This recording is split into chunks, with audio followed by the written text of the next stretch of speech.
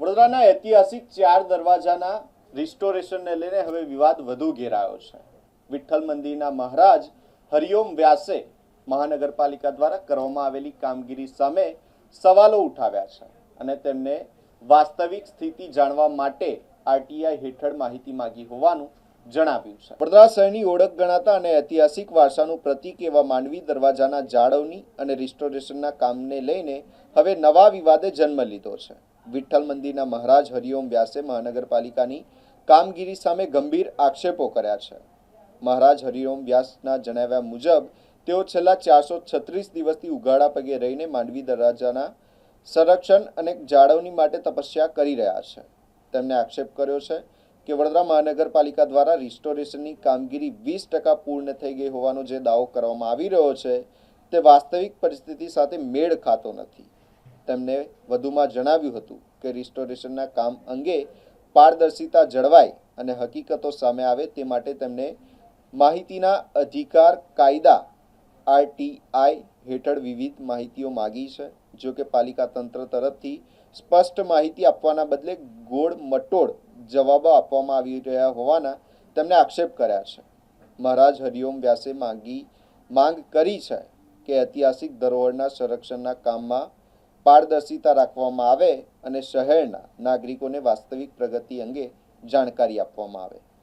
આપણી વડોદરાની વિરાસતો ધર્મ અને ધરોહર સાથે જોડાયેલી છે। એમાંની એક વિરાસત માંડવી કે જેના માટે હું છેલ્લા 436 દિવસથી ખુલ્લા પગે તપ કરી રહ્યો છું।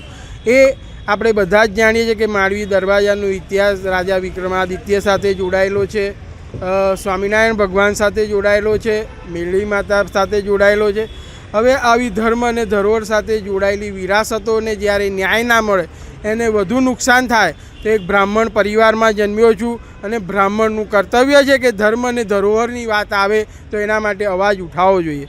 છેલ્લા 10 વર્ષથી કહીએ તો ઘણા બધા સામાજિક સંસ્થાઓ દ્વારા સાથે રહીને વડોદરાની વિરાસતો માટે હેરિટેજ માટે ઘણા બધા આવેદનને નિવેદનપત્ર મહાનગરપાલિકાને આપ્યા છે। ત્યારે વડી કચેરીએ ઘણી બધી વાર આવવાનું ને કમિશનરની રાહ જોતા બેસી રહેવાના અનુભવ લીધેલા જ, પરંતુ વર્ષ 2025માં જે માંડવીની પરિસ્થિતિ બગડી ત્યારથી સંકલ્પ લીધેલો કે જ્યાં સુધી માંડવીનું કામ યોગ્ય રીતે પૂરું નહીં થાય ત્યાં સુધી હું મહાનગરપાલિકાની કચેરીમાં નહીં આવું।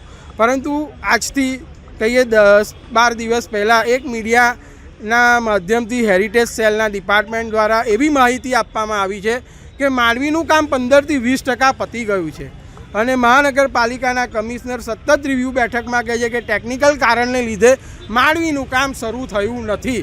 તો જે કોન્ટ્રાવર્સી ઊભી થઈ છે ને એ કોન્ટ્રાવર્સીનું સાચું કારણ જાણવા મળે એના માટે આજે મેં મહાનગરપાલિકામાં આરટીઆઈનું ફોર્મ સબમિટ કર્યું છે, જેના દ્વારા મેં માંડવી હેરિટેજની કામગીરી કઈ રીતે કરવાના છો, કઈ રીતની ચાલી રહી છે અને આગળ કેવી રીતે થશે એની વિસ્તૃત માહિતી માગી છે। એના એકાઉન્ટ પણ માગ્યા છે કે જેને લીધે ખબર પડે કે માંડવી હેરિટેજ માટે મહાનગરપાલિકાએ સવાની હેરિટેજને કેટલા રૂપિયા ચૂકવ્યા છે।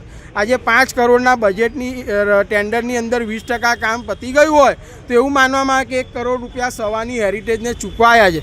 તો માંડવીનું કામ જ્યારે 0 લેવલનું છે તો કઈ રીતની 15થી 20% કામગીરી થઈને કઈ રીતના કઈ કામગીરી માટે પૈસા ચૂકવાયા એ વડોદરાની ટેક્સના પ્રજામાંથી જ્યારે વિરાસતોનો વિકાસ થતો હોય તો વડોદરાની પ્રજાનો જાણવાનો હક છે। એ હક માટે મેં આજે અહીંયા આવેદનને આરટીઆઈ કરી છે કે જે માહિતી આવ્યા પછી મીડિયાના માધ્યમથી હું વડોદરાની પ્રજાને એ જણાવી શકું કે માંડવીનું કામગીરી કઈ રીતની ચાલી રહી છે અને કઈ પરિસ્થિતિમાં માંડવી છે।